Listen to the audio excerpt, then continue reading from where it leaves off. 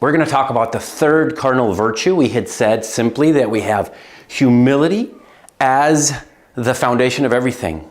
Then we have pillars on the right and pillars on the left. The first two pillars we talked about was the virtue of prudence and the virtue of justice. Now let's go to the left side and start with the first of the two virtues on the left side, which is fortitude. Let me give you two examples.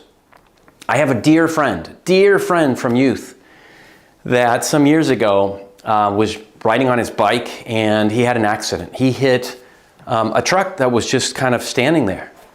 And well, he lost a lot of his mobility from the waist down. He has 4 kids, a beautiful wife, great wife. And I was talking to him recently and I was telling him about some back pains that I had. And that sometimes they wake me up at night because yeah, when you shift from left to right, you know, you have a little bit of a pain. And he kind of looked to the sky, didn't say much. And a few minutes later, he told me, you know, ever since my accident, every single night, I have to call my nurse, and that person, he helps me to go to the bathroom a couple times. Every single night. And sometimes I can't sleep anymore. That's example number 1. Example number 2 is a saint that you know very well about, Saint Maximilian Kolbe. He was in a concentration camp. He was, you know, during World War II. And he was not looking to be there. He was brought in there because of the Nazis. And every single day he had to endure something that he was not looking for. But at some moment there was he saw a father, a man, who was chosen to be executed. And he raised his hand and said, I want to die in his place. He has children, I don't. I want to die in his place. Wow, friends, guys, I have just put 2 examples of the virtue of fortitude because this virtue is a virtue that thrusts us to do 2 things. To endure things that we were not looking for, and on the other hand, to take on works that require a lot of strength. In these 2 examples, we find both of them. So that is what we are called to do as well. What are examples of our everyday lives? Okay, let me give you a couple. So, have you ever felt bad recently? Maybe, you know, you have a cold. I'm not talking about COVID. Maybe a cold, maybe, you know, stomach problem, whatever it is.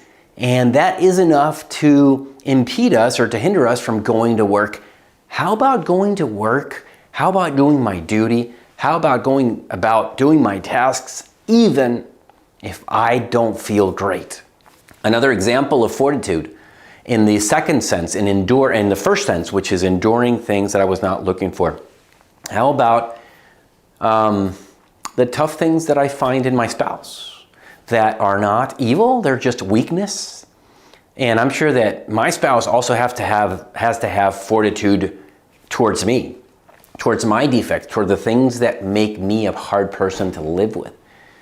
So here are a couple of examples. Now, Saint Teresa of Avila used to say that the old man in us is very lazy. And it's always looking for excuses not to do his or her duty.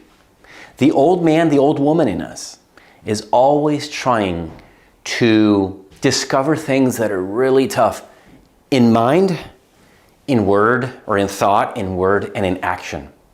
And so if we just go and do what we have to do, we are becoming stronger and stronger. Through Exodus 90, we are becoming stronger to live this virtue of fortitude. One last thing. St. Teresa of Avila also said that when we indulge our bodies in everything they want, you know what anthropologically starts to happen? Well, we find the body finds so many things that it claims that are so necessary. It multiplies its needs. When we indulge, more needs and small idols begin to pop up in our lives. So from now on, a way to live this is ask yourself, what sacrifice is needed for this duty of mine to be done? And Go and do it with the virtue of fortitude. I cannot end this video without saying something very important. Again and again, we do all of this not as a white knuckling of the spiritual life. We are not voluntaristic. We don't want to be Pelagian. Pelagian was somebody who said that we conquer heaven through our will. We do need will, but we're doing this out of love of Christ and His grace. God bless.